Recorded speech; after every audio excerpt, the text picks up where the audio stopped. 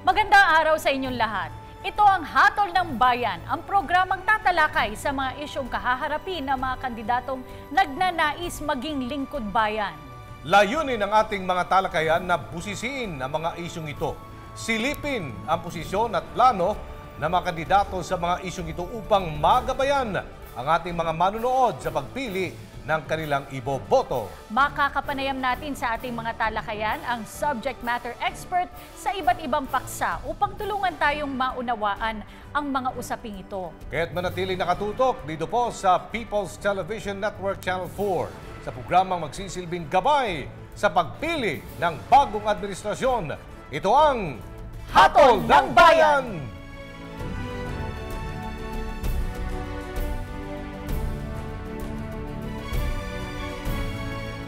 Ngayong araw tatalakayin natin ang isang mapanghamong issue, ang kalagayan ng kapaligiran at ang nagbabagong panahon o climate change. Nagiging disaster lang naman ang bagyo, baha at labis na taginit kung naapektuhan ang mamamayan. At yung epekto sa mamamayan ang dapat bantayan at agad na aksyonan. Kaya nga dapat maging electoral issue ang pangangalaga sa kapaligiran at climate change. Hamon sa pamunuan ng bansa ang maagap na pagtugon sa mga bantang trahedya. At sa araw na ito makakasama natin ang mga eksperto sa usaping ito. Narito si Ipat Luna. Siya ay naging engaged sa environmental law and policy practice ng 2.5 dekada. Siya ay nag-manage ng ilang mga foundation at organization para sa pangangalaga ng kapaligiran. Ipat has received numerous awards such as the Jerry Rojas Leadership Award for Achievements in Environmental Law in 2004 and was a recipient of the Outstanding Young Men or Persons o TOYM. She is also a founding member of Pusod Incorporated, a non-stock non-profit organization whose mission is to protect and enhance the ecosystems of the Philippines and to show their significance to the world. At si Attorney Rodolfo Ferdinand Quicho Jr. naman mga kaibigan ay isa pong graduate ng University of the Philippines, UP. May degree pong Broadcast Communication at Law. He has been a practicing public interest environmental lawyer for 20 years now, which included working with NGOs and government in developing and implementing policies on environment and natural resources. He's currently the country program manager of the Global Environment Facility Small Grants Program. Kasama rin natin si Yeb Sanyo. Yeb is a former climate change commissioner, environmentalist, philosopher, nature lover, and peace activist. He has been working on climate change issues since 1997 and is the Philippine lead negotiator and head of delegation on the United Nations Framework Convention on Climate Change. Narito rin si Antonio A. Oposa Jr. He pioneered the practice of environmental law in the Philippines. It is one of Asia's leading voices in the international arena of environmental law. He was a TOYM awardee noong pong taong 1993 and was conferred with the Ramon Magsaysay Award in 2009 for his path-breaking and passionate crusade to engage Filipinos in acts of enlightened citizenship that maximize the power of law to protect and nurture the environment for themselves. Sa mga kabataan at sa mga henerasyon na papasok pa lang, still to come, and CC continues to serve farmers and fishermen groups pro bono and acts as consultant to governments and international agencies as a lawyer. Aljo, interesante ang pag-usapan natin sa susunod na mga minuto o oras. Ano nga ba yung mga aasahan natin sa pagbabago ng panahon, yung kasalukuyang kalagayan ng ating kapaligiran at kung paano ito dapat harapin ng pamahalaan at maging nating mga mamamayan. At huwag po kayong aalis, samahan niyo kami dito lang sa Hatol ng Bayan.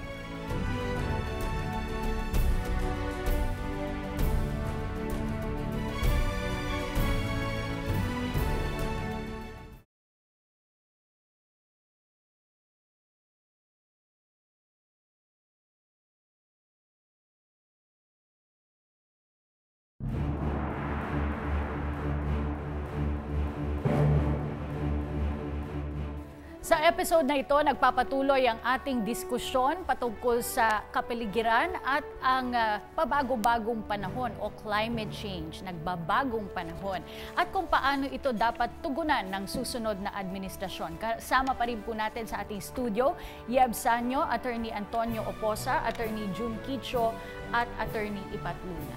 Okay, Attorney Oposa, unang tanong, well-informed ba sa tingin ninyo lahat ng mga kumakandidato ngayong pagkapangulo sa kanilang plano tungkol sa disaster risk reduction management with respect of course dito sa climate change at sa usapin ng land use?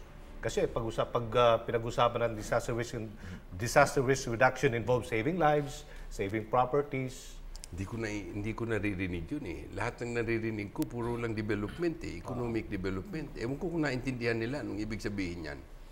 But yun yung punto doon, yung sinasabi kanina ni Ipat, na kung hinaharap natin itong problema na to, gamitin natin na bilang pagkakataon na baguhin yung pag-iisip natin, baguhin yung tratamiento natin sa mundo, at gagamitin natin yung ekonomiya para palaguin yung mga bukal ng buhay.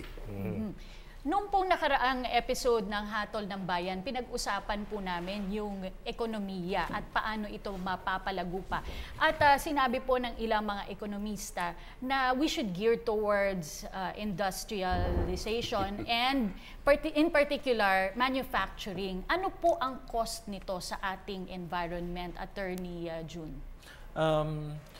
Actually, hindi masama yung industrialisasyon. Pero ang tanong, ano ang relasyon ng mga industriya mo doon sa iyong natural resource base? Ang pangalawang tanong din na mahalaga para sa akin ay ano ang epekto nito doon sa kabuhayan at kabutihan or well-being ng iyong mga mamamayan. So dapat may analysis ka ng ganito. Ang aking tinitingnan, dapat talaga yung ating mga industriya, no, dahil napakayaman ng ating natural resources, no, ay nakabatay doon sa ating mga natural resources. Ngunit merong pasubali na kapag ginamit natin, kapag nag-build tayo ng industries, no, that are related to our natural resources and our biodiversity, dapat tinitiyak natin na hindi nasisira yung ating natural resources. Kasi kapital mo yan eh. Diba? In fact, mas gusto ko yung ganon. Dahil alam natin na hindi tayo mabubuhay, hindi tatagal ang mga negosyo na ito, mga enterprises na ito, kung hindi malusog yung resource base. Na ito po ba ay isinasagawa sa ngayon? Yung tinatawag, yung nabanggit nyo, it's all about striking a balance. Yes. Is this being done? Well, I think there are industries that are starting to build now, no? Pero maliliit pa lang itong mga industriya na ito. Ang challenge palagay ko sa ating papasok na administrasyon ay paano ito palalawigin, no? At paano ang mga komunidad, no, na dependent sa natural resources ay lalo makikinabang dito. No, ang problema natin kung minsan, nagagamit yung natural resources natin pero hindi naman nakikinabang yung mga maliliit na mga magsasaka, mga isda, mga naninirahan doon na siyang actually marami rito sa ating mga natural resources ay nariyan kasi pinangalagaan nila, lalo-lalo na yung mga indigenous people. Saan ka ba nakakakita ng maraming gubat ngayon? Di ba doon sa mga lugar na pinangalagaan ng mga indigenous peoples? But why do they remain so poor? No? So dapat may mga batas talagang i-craft, no, ang ating mga would-be leaders to address clearly this all too often neglect rights of persons with disabilities. Ito yung mga disproportionately affected, no, mga women sector, fisherfolk. Yeb?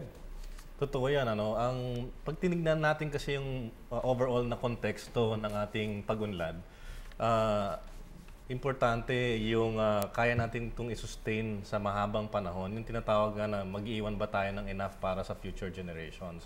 Ang problema kasi natin, yung political horizon, napaka-iksi. So pag ikaw ay nakaupo na politiko, 6 na taon lang yung tinitignan mo. Kung local government, 3 taon lang. So anong gagawin ko ngayon sa 3 taon? 1 taon, bumabawi ako sa mga tumulong sa akin sa kampanya.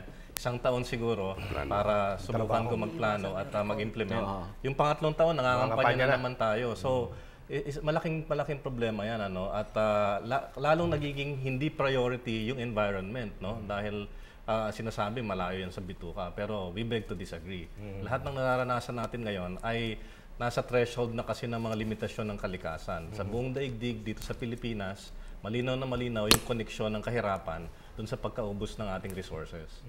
Attorney Ipat, let's talk about land use. Marami po yun sa mga agricultural land and forest areas ay nako-convert na into subdivisions, mga condo units. This contributes to our GDP. But at the same time, we are also an agricultural country. Sa tingin niyo po sa ngayon, how are we using our land? Are we using it correctly? Nasa konteksto yan eh. Bawat local government dapat nagpa-planning yan ng mahusay. Dapat meron lang silang footprint ng kanilang urban area, tapos meron silang nakaplano na ito yung agricultural area, tapos nakaplano rin kung saan yung kanilang kagubatan. Kung palit-palit sila ng plano, ang direksyon ng pagpapalit niyan ay laging paglawak or pag-sprawl ng iyong urban footprint. At pag nag-sprawl yung iyong urban footprint, hindi mo na iniisip yung pangangailangan na i-manage mo kung anong nangyayari dun sa loob. So, sisikip kayo, dadami yung traffic, so palabas ng palabas, pero actually magta-traffic ka pa rin sa loob. So, walang forward planning. O kaya, tumatama yung plano mo, pero hindi mo sinusunod. So, may mga ganong pagkakataon, kaya dapat na rin ipasa natin yung land use plan law, tapos yung pagtingin, kung i-convert mo ba yan, mahigpit actually yan eh. Kung i-convert mo ba yung agricultural land mo to other uses, ay may kinalaman dun sa konteksto ng buong bayan. Hindi yung titingnan mo lang yung lupang to at saka kung bakit. No? Yung konteksto ng buong bayan, malaki yung contribution dun kung ano yung plano para dun sa buong bayan. Hindi yung parang bureaucratic na lang yung steps na mangyayari para i-convert mo siya. Pero even given that, yung isusubi mo na gubat, hindi mo naman yun isusubi na wala na yung pakinabang. Kailangan titingnan natin yun na isinubi mo bilang gubat at ang gubat ay may pakinabang. Na halos hindi pa natin natatap kasi ang inisip natin pakinabang ng gubat dati, troso. Pero hindi kahoy ang pakinabang ng gubat. Yan ang nagde-deliver ng tubig mo. Yan yung naglilinis ng hangin. Naglilinis ng hangin, biodiversity. Yan ang sangga sa bagyo. Napakarami. No? So kung tinitingnan lang natin yung value ng services ng gubat, mas marami tayong isusubi. Pero hindi natin binibilang. Pangangalaga sa ating karagatan, Attorney Kicho, no? Meron tayong fisheries code, amended. Napakaganda, layunin po niyan. Kinakailangan pa ba tayo magdagdag ng panibagong batas to intensify our program para mapangalagaan nating karagatan? Palagi ko lunod na tayo sa sa batas. Opo. Ang kailangan natin ay isagawa. At ang maganda rito, napakaganda hindi perpekto pero maraming nagawa ang Department of Agriculture, particularly yung Bureau of Fisheries and Aquatic Resources, para tugunan yung pangangailangan ng ating industriya. Ang kailangan natin dito, however, is that tingnan ng papasok na pamunuan, ano ba ang halaga ng fisheries sa atin? Ang laki ng contribution niya sa ating GDP. Pero ang ginagamit na instrumento ng gobyerno natin para i-manage ang ating fisheries resources ay isang bureau lamang, no? Na hindi ganoon kalakas ang kanyang mga powers, although lumalakas na, no? Especially kapag nagka-budget na. Yes, kapag nagka-budget na. Ang palagay ko, tingnan din natin kung paano natin minamanage in terms of institutions yung ating pangisdaan. Nakapasok siya doon sa Department of Agriculture, pero alam natin na ang focus sa agriculture doon sa rice, sa corn, doon sa lupa, ibang domain ang karagatan at napaka-fragile ng resource base nito, no? Yung mga ecosystems diyan, no? Yung corals mo, yung seagrass beds mo, ang laki ng mangroves mo, napakalaki niyan, pero ang liit ng opisina na humahawak sa kanya, at dahil doon maliit lang yung iyong mga ang bilang ng mga eksperto na ipapasok mo ron sa management ng iyong fisheries. Palagi ko dapat pag-isipan, dapat pa tayo magkaroon ng Department of Fisheries and Aquatic Resources or Oceans para mas lalong maging malawak, mas malalim yung ating yung pagtanaw natin. Hindi lamang isda ang tinitingnan natin, kundi yung kanyang tirahan. Kasi madali mangisda pero may maiisda ka pa ba? May mahuhuli ka pa ba? Yun ang Sabi nila, tanong. 2048, ubos na eh. Oo. Kung pareho ang Yes. gagawin natin, 2048, naubos na natin ang yamang dagat. Particularly yung isda.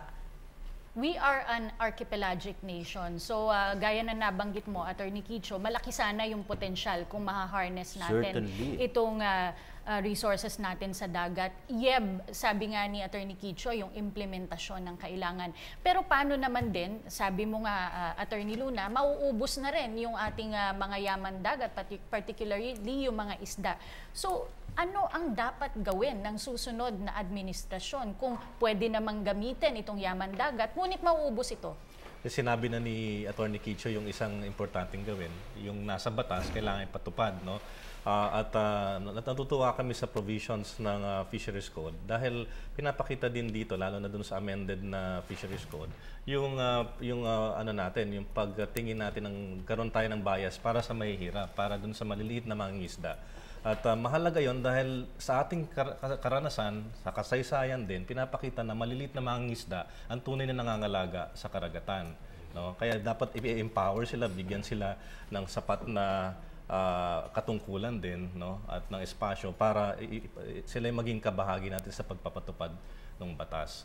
Yung isang key yun, maraming kailangan gawin. Pero para sa akin, importanteng maging kakampi natin, katuwang natin yung maliliit na mangingisda. Okay. Sa mining naman, Attorney Oposa, maraming nagsasabi, meron regulasyon sa pagmimina, of course, pero pinapayagan nating ipadala ang mga raw materials, no, raw minerals natin sa ibang bansa, at pag bumalik sa atin, medyo mahal na.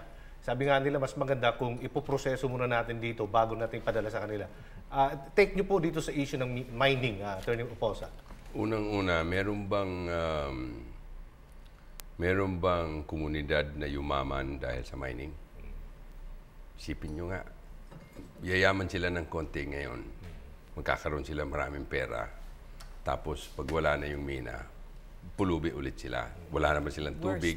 Worse pa sila. Ilog. Tapos, isipin nyo yung mining, gold kunyari. Opo. It will take 6 tons of ore, yung lupa, bato at lupa, para gumawa lang ng 2 ounces ng gold. Ang sinabi mo pa, ini-export natin yan. Sandali lang, itong ating building dito, dapat ba bubiyakin natin yun, ibibenta natin yung haligi, ibibenta natin yung dingding, para lang makapangnuweldo sa inyo? Ganun ang ginagawa ng mining eh. Diba? Binibenta natin yung ating likas yaman, yung lupa na ako taga Cebu ako. Yung Toledo, pag nakita mo yung Toledo, pag nasa aeroplano ka, makita mo yung may malaking butas dyan. Ano na naiwan sa Toledo? Ngayon medyo nabubuhay na naman dahil may konting mining na naman. Pero yun yung tanong, yumayaman ba sila? Umuunlad ba yung bayan nila? O iilan lang, may-ari lang ng mining ang yumayaman? So itigil muna natin ang pagmimina. Gawa tayo ng panibagong batas tungkol dyan. Alam mo, to the credit... Mawawala yan, nandiyan pa rin yan sa ilalim eh. Oo, Pag nandiyan marunong ka na, tayo na yung kikita at hindi tayo sasalalay sa foreigners, saka natin kunin. Tapos meron pang merong kunyaring mga mining companies na outright illegal. May isang mining company sa Surigao, for example, na yung small scale mining daw. 50,000 tons lang ang dapat niyang kunin. Kumuha siya ng 1.8 million. Tapos minultahan ng DNR. So, can you show me an example of responsible mining? Meron ba? Kaya nga, tinatanong ko sa'yo, pag makahanap sila, maniniwala ako sa kanila. Kami wala pa. Wala pa kami nakikita. Wala pa kami Na, yung tubig mo, anong mangyayari sa tubig mo? Alam mo sa mina, di ba yung tubig nasa ilalim? Opo. So, kinukuha yan ng tubig, tinatapon.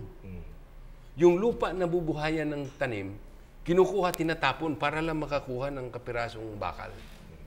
So, tama ba yan? Nakita na po natin itong mga nakaraang taon yung ilang mga sakuna pagdating sa industriya ng pagmimina. May napaparusahan ba dito? At sa tingin nyo ba, ano ang dapat gawin ng ating gobyerno para naman managot itong mga dapat managot, Attorney Kicho? Okay, Attorney Oposa. Unang-una, dapat hindi sila pinapayagan na sumusuporta sa presidente. Di ba? Kasi kung sila nagbibigay ng, and I'm not talking of any of the candidates, specific candidates, Pag si Yeb kandidato, kunyari, ako nagpapahiram ng eroplano niya, ako nagbibigay sa kanya ng bilyon-bilyon, daang milyong pera. Pag naging presidente siya, kaya niya ka ako ipasara. Pero korporasyon mismo nagsusuporta. Babawal po yan sa ating corporation code, sir?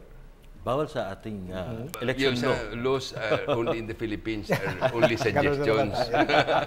Di ba? So, yun yung una, di ba? Yun yung una. At saka isipin natin, yung kakampi ko dito, yun si Ed Hagedorn, na ayaw na talaga mag-mining sa Puerto Princesa. Sabi niya, may komunidad ba na yumaman ito? Puro kasiraan lang nadudulot niyan. So isipin natin, we are now faced in a situation where 30 years ago, matagal na kami dito sa mga kausang ito, yung logging noon. Who would ever imagine that 30 years down the road, 25 years down the road, binan yung lahat ng logging sa Pilipinas?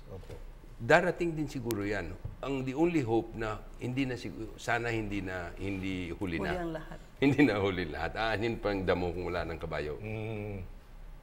So, yun.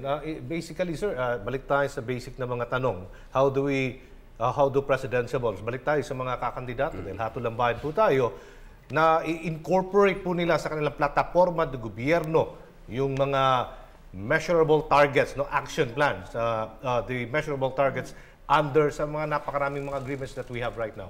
Sino pong pwede sumagot, sir? Meron tayong yung mga suggestions nyo po Paris dun sa Agreement, mga ang dami-daming mga kumakandidato. agreements Kasi so far, sabi nyo nga, nakikita natin puro mga motherhood statements from them. Yes, sir. If I may, una muna, intindihin natin yung environment. Hindi English yan. Di ba? Yan ay lupa, hangin at tubig. Aanhin mo yung 1 trilyon pera kung wala kang tubig. Sa'yo lahat ng tubig, akin lahat ng pera. Maiinom ko ba yung pera ko? Kung madumi yung tubig, maiinom ko ba yan? So itong lahat ng pinagsasabi namin, yung sinasabi namin, alagaan mo yung gubat, gawin mong negosyo yung pangangalaga ng gubat, swelduhan mo yung tao sa pangangalaga na yan para tuloy-tuloy yung tubig, tuloy-tuloy yung hindi mag-i-erode. Yeah. Alagaan mo yung binanggit mo kaninang dagat. May batas tayo na at least 15%, 15% ng karagatan ng lahat ng munisipyo dapat protected. Ibig sabihin, English na naman yan Ibig sabihin, may itlogan dapat, may bahay at itlogan ng isda. Di ba? Kasi kung yung itlogan ng isda kukunin mo, sana lang mangingitlog yan. So doon sa bantayan, yung pinapakita ko. In the place where I live, for example, 30,000 hectares ang dagat. 30,000 hectares. Dapat 4,500 hectares yan. Minimum yan, ha? Yung aking ginawa, ako pa gumastos niyan, 15 hectares lang. Madami na ng isda. Sana makita ho ng tao yan na yun yung bagong pag-iisip ng economic development. Hindi yung kuha, gamit, tapon. Sino pa pwede mag-react ng konti na? Brief lang siguro. Wala na tayong nariyan ng mining niya yun. Pero pagkano ang kinikita ng ating pamahalaan mula sa pagmimina, no? Kaya walang naniniwala sa mahina ang kampanya ang convincing power of having mining. At hindi ako kampi sa mining industry na.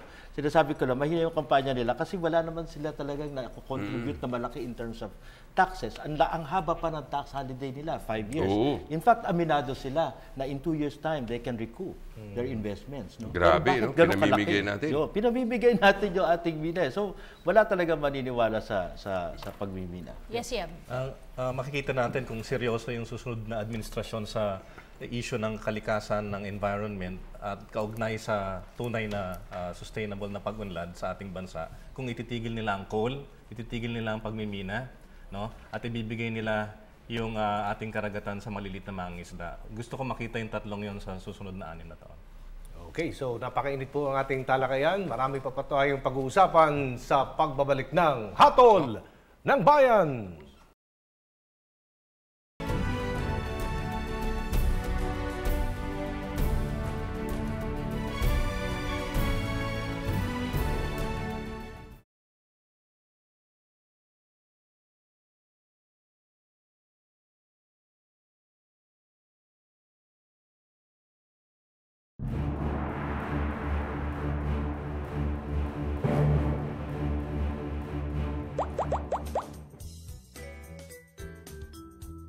Urban Heat Island Effect. Ang urban heat island ay isang phenomenon kung saan ang isang urbanisadong lugar ay mas mainit kumpara sa mga rural na pook na nakapalibot dito. Ito ay dahil sa mga gusali, kalsada at infrastruktura na mas nagpapanatili ng init mula sa araw. Pero sa pamamagitan lang ng pagtatanim ng puno ay mababawasan ang urban heat island effect. Sa katunayan, ang isang puno ay katumbas ng 10 aircon na umaandar ng 20 oras sa isang araw. Kaya ano pang hinihintay mo? Magtanim na ng puno. Join the Treevolution.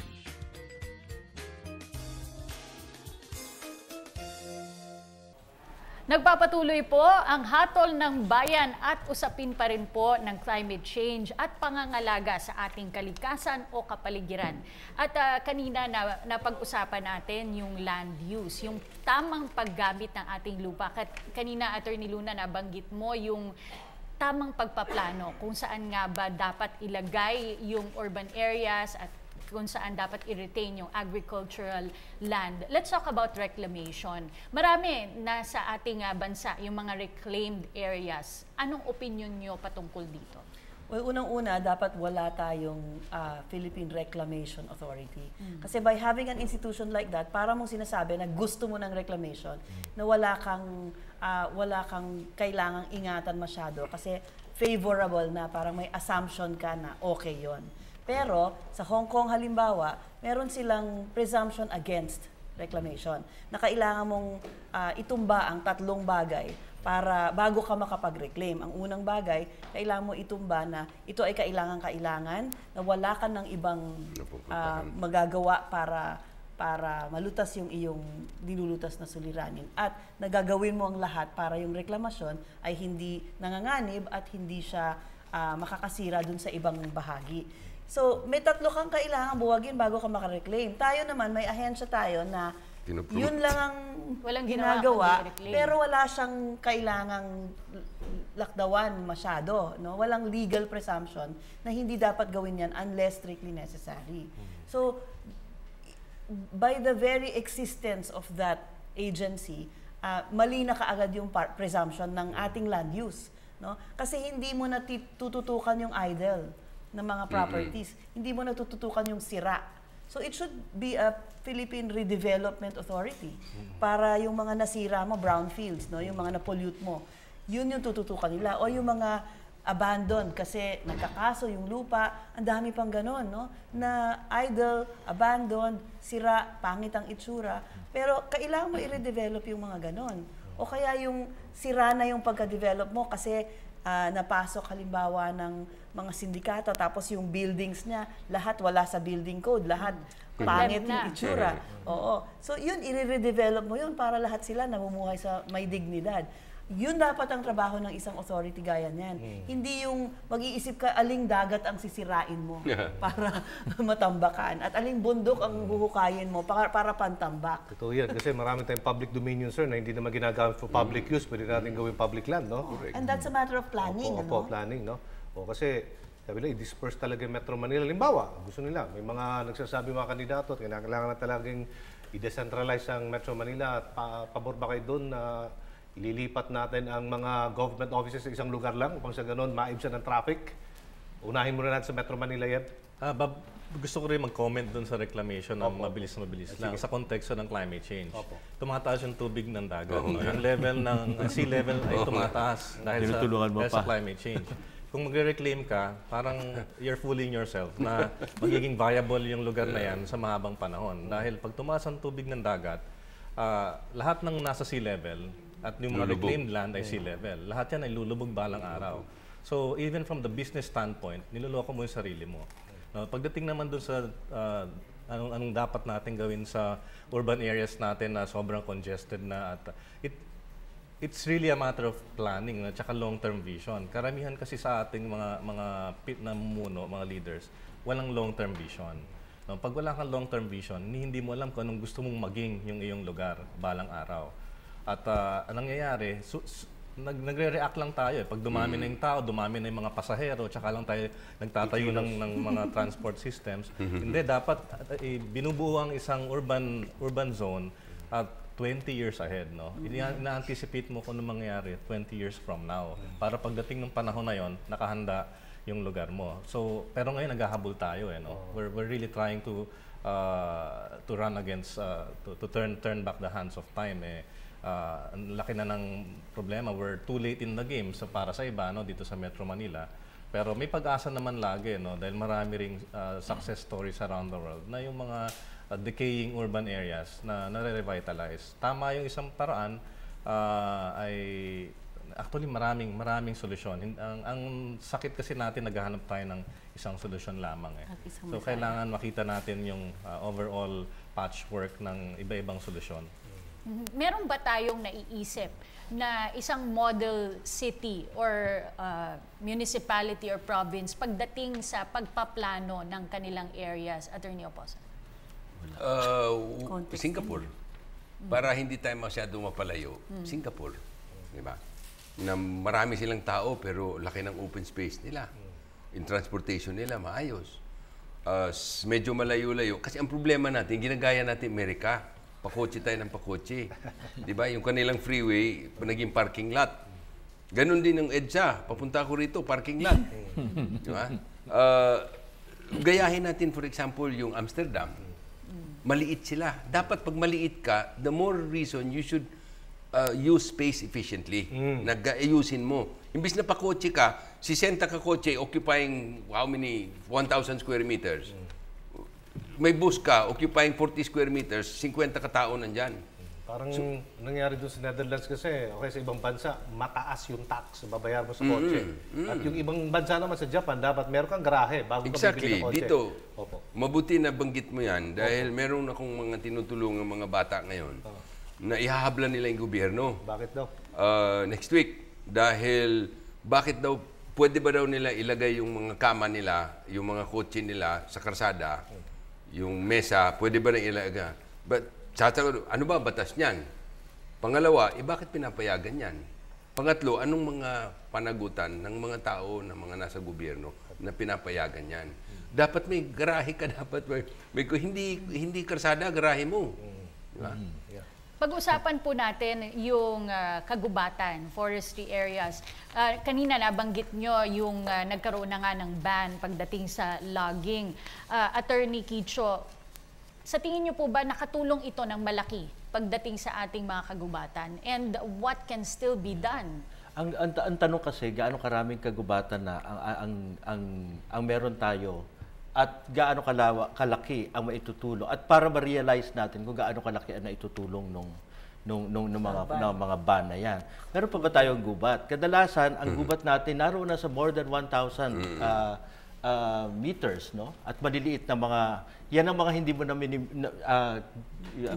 tinutroso kasi maliliit na lang yan, no? Na ang mga puno dyan. So, ang tanong roon ay, palagay ko ang mas magandang tutukan natin ay hindi lamang kung nakakatulong yung mga ban, kundi napapakinabangan ba natin ang ating mga gubat. Yun, pag tinignan natin yung opportunity, no, na ino-offer ng climate change, I think ito yung dapat na tutukan ng susunod na administrasyon. Ano yung opportunities dito para sa mga tao ng natural resources? Alam din natin, dapat kilalanin din ng gobyerno na ang pinakamahuhusay na manager, no, tagapamahala ng mga gubat na yan, mga dagat na yan, katulad sinabi ni Yed kanina, ay yung mga taong gumagamit dito, nakikinabang dito. Ang tanong, nakikinabang ba sila sa isang mas prosperous na pamamaraan na kaya nilang ma-access ang mga social services? In other words, napapaaral ba nila yung kanilang mga anak dahil dito? Napapaaral ba nila, nakakapunta ba sila sa ospital dahil dito? Karamihan hindi. Makikita natin ang mga mangingisda, mga magsasaka, pupunta sila sa kanilang mayor kasi kailangan nila ng scholarship para sa kanilang mga anak. That is really very sad, no? Patronage. Yes, kaya ganoon ang politika natin kasi mahirap yung mga natural resource users natin at napakalaki ng percentage ng ating population na directly ay nakikinabang, no, ay dependent dito sa mga natural resources na ito. So in the realm of yung realm lang ng elections natin, ng kampanya natin, political campaigns, yun yung isa sa kung bakit maraming mga maling leader ang ating naboboto. At yun ay kampanya pa lang, no? Sa palagay ko ang dapat ang pagkinilala ng gobyerno ito, no? Organisado ang iyong mga komunidad. Dapat ang gobyerno ang susunod na leader, palagay ko, ay dapat maglagay ng isang pondo, no, na gagamitin ng mga komunidad na ito, saka kasama na ang mga civil society organizations, para suportahan yung kanilang mga ginagawang conservation and management actions doon sa baba, at pagkatapos pagkunan nila ng puhunan para sila ay magkaroon ng kabuhayan. I think doon mo mapapababa talaga. Doon ang leader ay magsasalita, no, sa kanyang sa mga taong bayan, diretso sa taong bayan, at nagsasabi, kinikilala ko kayo at ito ang ating pagsasamahan. Attorney Ipat, yung mga tree planting, marami po sa ating mga politiko may mga tree planting programs. Nakatutulong ba ito? In general, no, itong nagdaan nating 1.5 billion trees in 1.5 million hectares. Ang sabi ng gobyerno ay tagumpay siya kasi ang tinutukan niya ay yung denuded lands at naitanim naman yung karamihan doon sa mga seedlings. Kaso successful siya, 85% ang survival kasi short term pa lang yung pag-review. At saka lahat ng mga namatay, tinaniman niya ulit. So baka hindi na yun madilig at matanggalan ng weeds afterwards kasi tapos na yung programa. So, long term, hindi natin alam kung talagang mamamatay o mabubuhay yung mga yan. No? Pero, in terms of whether they can shade new growth of diverse trees, yung iba, no? Pwede na sanang gawin natin yung platform. Tsaka may data naman tayo dyan. No? So, hindi ko sinasabing palpak na hindi na natin ituloy, pero sundan natin ang isa pang programa na magagamit yung naitanim bilang shade trees dun sa tamang species ng kahoy. No? At saka, alagaan na natin yung mga naitanim. No? May mga kailangan nating baguhin sa programa. Huwag na nating sayangin yung naitanim na natin. Tsaka huwag nating gawing photo opportunity. Ano? Tama siya na isang malawakang programa na dedicated kung ano yung gagawin, at sana yung FMB mo, reforestation na yung kanyang major kasi wala ka na namang aalagaan masyado, kakaunti na. Sa BMB mo na paalagaan yung natitirang pristine forests at protected areas. Yung FMB talagang reforestation na yung main agenda niya. Usapin pa rin po pagdating sa climate change at kapaligiran sa pagbabalik ng Hatol ng Bayan.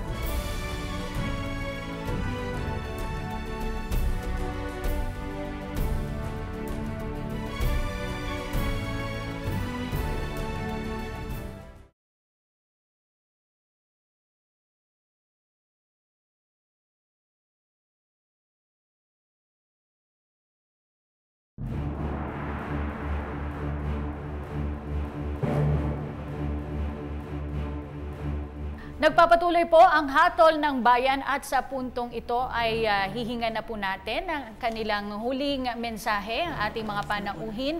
Umpisahan natin mula kay Yem. Maraming salamat, Cathy. Ang hamon ko sa ating mga tumatakbong kandidato sa darating na halalan, gagawin kong simple. Yung Philippine Eagle, nagkaroon ako ng pagkakataon na makita ito in the wild, no? At nagkaroon din ako ng pagkakataon na kuhanan ito ng retrato. Bilang isang bird photographer. Nakakalungkot yung karanasan na yon dahil naalala ko na less than 200 na lang ang Philippine Eagle na natitira. Maaring sa iba, ibon lang ito. Pero this is our national bird. Ibig sabihin, symbol ito ng ating bansa. Ito, ang pagliligtas dito ay pagliligtas din sa puso ng ating bayan. So ang hamon ko, sa susunod na 6 na taon, dapat iligtas natin yung Philippine Eagle. Hindi dapat ito mawala sa balat ng lupa. At hindi ito isang bagay lamang ng pagliligtas ng isang nilalang sa daigdig. Ito'y nangangalaga na kailangan natin sugpuin ng kahirapan, ipanumbalik ang kagubatan, at magkaroon tayo ng tunay na likas kayang pagunlad. Okay, Attorney Pausa, sir. Ulitin ko lang, na ang kalikasan ay kapalibutan, ang kapaligiran ay hindi yun yung environment. Environment, hindi yun. Ang environment ay buhay at ang mga bukal ng buhay. Land, air, and water. Tanggalin mo yun, wala tayong buhay. Yung kahoy at kagubatan, yun ang baga na mundo. Kung wala yan, wala tayong hinihinga. Yung lupa ay siya ang laman ng mundo kung saan tayo kumukuha ng pagkain.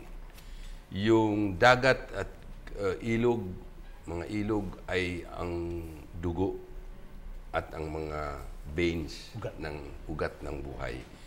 Yun lang kailangan natin intindihin eh. Kung sana maintindihan lang ng sino man yan, yun lang muna paintindihin natin. Pag naintindihan natin yun, lahat madali na. Kasi aalagaan natin yun eh. Attorney June Quicho? Maraming salamat. Gusto kong sabihin no, na ang climate change at saka ang usapin ng climate change at saka ng environment ay dapat hindi tinitingnan in isolation. Kaakibat nito yung mga usapin tungkol sa kabuhayan, tungkol sa kalusugan, at pangkalahatang kabutihan ng tao. Katulad ng sinabi nito, ito ay tubig na ating iniinom, hangin na ating hinihinga, at lupa na ating kinatitirikan, tinatayuan. Palagay ko ang susunod na Pangulo at saka yung mga opisyalis na ihahalal natin ay dapat na mayroong ganoong pananaw. At isa pang bagay tungkol dito ay ang mahihirap, kapag nasira ito, ang unang magsasuffer ay ang mga mahihirap. No? So, kailangan bahagi ng poverty alleviation program, no, ng ating pamahalaan ang pangangalaga ng kalikasan. Ako sang-ayon ako na ang kailangan nating maintindihan ay nakasalalay ang buhay at kabuhayan natin dun sa pangangalaga ng mga nagbibigay ng buhay. Pero bukod sa paghahanap ng presidente na magdudulot sa atin ito, wala pong himala, wala tayong misaya, walang magliligtas sa atin. Ang Pangulo, sino man ang manalo, manawagan kayo sa taong bayan. Kasi yung kagigilan nyo sa inyong kandidato ngayong panahon na ito, pag hindi nyo yan i-transfer doon sa gawain, kapag nanalo na yung kandidato na yan, at pag ang Pangulong yun ay hindi naging Pangulo ng lahat sa atin, at manawagan siya ng lahat sa atin, palpak na naman. Kasi kailangan mong buuin yung buong mamamayan. Pero nagkabasag-basag tayo ng eleksyon. So kailangan manawagan ang Pangulo na iligtas na natin ang gubat natin. Maging magandang asal tayo sa urban areas, wag magtatapon kasi babara sa kanal. No? Ang paninigarilyo nakakasama sa kapit-katabi mo lang. Kaya wag mo nang gawin yan sa mga pampublikong lugar. Makinig lang tayo at ibaling natin yung gigil natin sa kandidato sa pagtulong sa kanya na meron ding sariling pagbabago. Kasi marami rin naman tayong dapat pag-isipan sa sarili natin. Maraming salamat po sa inyong lahat. Hanggang sa susunod na episode ng Hatol ng Bayan, alamin po natin ang mga isyong kinakaharap ng ating bayan para magabayan tayo sa pagpili ng mga susunod na pinuno ng ating bansa. Ako po si Cathy San Gabriel. Ako naman po si Aljo Bendijo. Daghang kayong salamat, Dalaygo na Diyos. Maging matalino po tayo sa pagpili ng ating susunod na leader ng ating bayan. Hanggang sa susunod na episode dito lamang sa Hatol ng Bayan! Some call me nature.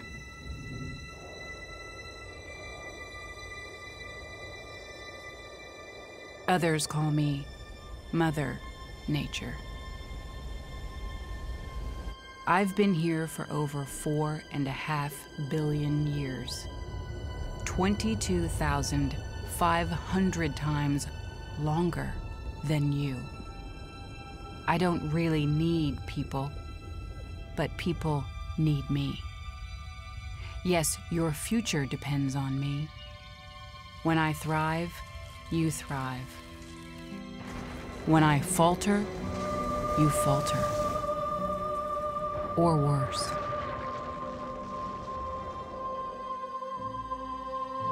But I've been here for eons. I have fed species greater than you, and I have starved species greater than you. My oceans, my soil, my flowing streams, my forests, they all can take you or leave you. How you choose to live each day, whether you regard or disregard me, doesn't really matter to me. One way or the other. Your actions will determine your fate, not mine. I am nature. I will go on. I am prepared to evolve. Are you?